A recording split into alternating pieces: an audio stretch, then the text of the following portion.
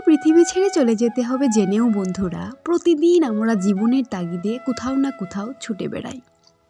যদি জীবনে একটু উন্নতি করতে পারি, আমাদের জীবনের যে সবারই একটা না একটা লক্ষ্য থাকে, সেই লক্ষ্যে পৌঁছানোর জন্যই যে প্রতিদিন ছুটে বেড়াতে হয়।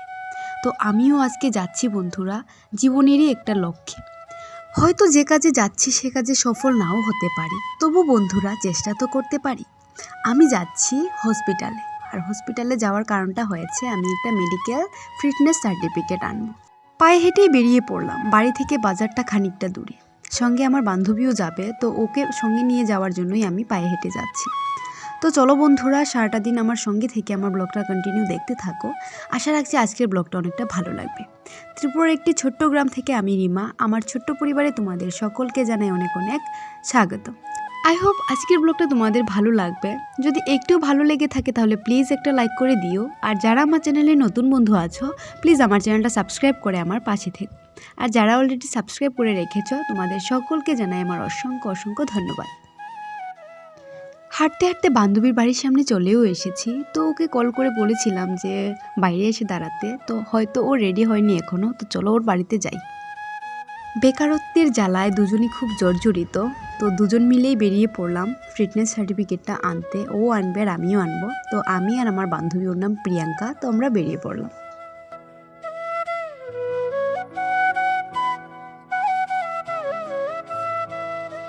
হাজারো রকম গল্প করতে করতে চলে আসলাম দু বান্ধবীতে মিলে হসপিটালে। তো হসপিটালের ভিতরে গিয়ে তো আর তেমন কিছু শেয়ার করতে পারবো না বন্ধুরা।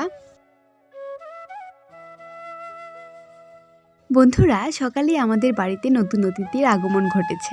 তো এই হয়েছে আমাদের নতুন অতিথি। তো এই দেখো, একটা বাচ্চা হয়েছে, মোনা হয়েছে ছাগলের।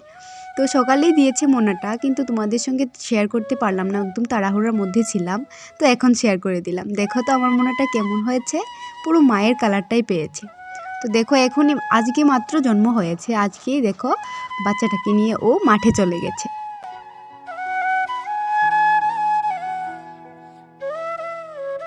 তো ছাগলটা বাচ্চা দিয়ে, মানে যে ছাগলটার ও বাচ্চা, ওটার নাম হীরা। তো হীরা বাচ্চা দিয়েই দেখো সারাটা দিন বাচ্চার সঙ্গে বসেছিল, কিচ্ছু খায়নি। তো এখন এই মাত্র মা বাচ্চাটাকে বাড়িতে নিয়ে এসেছে, আর হীরা চলে গেছে খেতে। তো এখানে ও থাকছিল না, অনেকটা কান্না করছিল, যার জন্য এখানে আমি একটা বেড কাভার, মানে একটা ছেঁড়াই বেড কাভারটা, তো এটা দিয়ে ভালো করে ওটাকে জড়িয়ে রেখে ওকে ঘুম পাড়িয়ে দিচ্ছিলাম, যাতে ওর মা একটু খেয়ে আসতে পারে। যদি পেটে খাবার না থাকে তাহলে তো ওরও খাবারটা হবে না। তাই বন্ধুরা দেখো, এখানে বসে বসে আমি সুন্দর করে ওটাকে ঢেকে তারপর ঘুম পাড়িয়ে দিচ্ছিলাম। আমি উঠে পড়লেই ও উঠে যায়, তাই ওর মুখে চুকে আমি ভালো করে এটা ঢেকে দিচ্ছিলাম।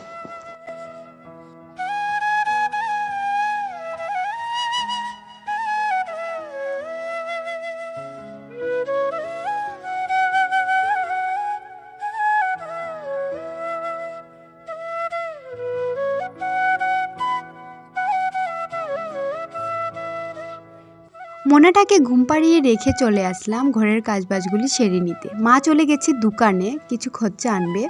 তো আমি এখানে ঘরদোরগুলি ঝাড় দিয়ে দিচ্ছি। আর তোমাদের বলে রাখি বন্ধুরা, আমি যে কাজে গিয়েছিলাম সেই কাজটা আজ হয়নি। আমার গাফিলতির জন্য এই কাজটা হলো না বন্ধুরা। আমি কোনো আইডেন্টি প্রুফ নিয়ে যাইনি, যার কারণে এমবি ম্যাম সাইনটা করে দিইনি।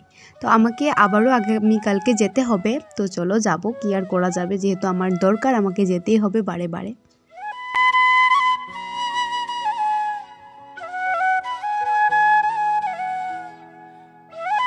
আজ ভেবেছিলাম সকাল থেকে অনেকগুলি কাজ করব, কিন্তু এই যে মোনাটা দেওয়ার পর থেকে ওদেরকে নিয়ে ব্যস্ত হয়ে পড়ি আমি আর মা। তো আমাদের রান্নাটাও আজ ভালো করে হয়নি, যেহেতু মোনা দিয়েছে, তো ওটার সঙ্গে বসেছিলাম আমি আর মা।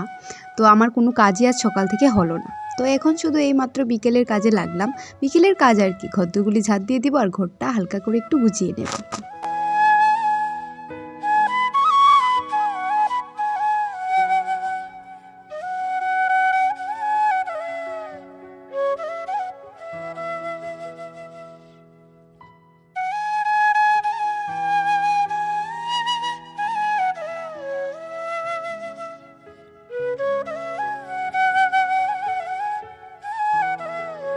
যেহেতু শুকনার দিন আর বৃষ্টিটাও হচ্ছে না আর আমার ফুলের চারাগুলি একদমই ঝিমিয়ে যাচ্ছে, তার জন্যই বন্ধুরা প্রতিদিন অল্প অল্প করে জল দেওয়ার চেষ্টা করি। যেদিন খেয়াল থাকে না সেদিন তো দেওয়া হয় না। আর তেমন ভালো ফুলও নেই বন্ধুরা। আমি ভাবছি কিছু ফুলের চারা এনে রোপণ করব। তো যে জায়গাগুলিতে রোপণ করার কথা সেই জায়গাগুলিতে এখন অনেক কাজের বাকি আছে। তো কাজগুলি কমপ্লিট হয়ে গেলে আমি ফুলের চারা কিনে এনে লাগানোর ইচ্ছা আছে। তো দেখি কি হয়।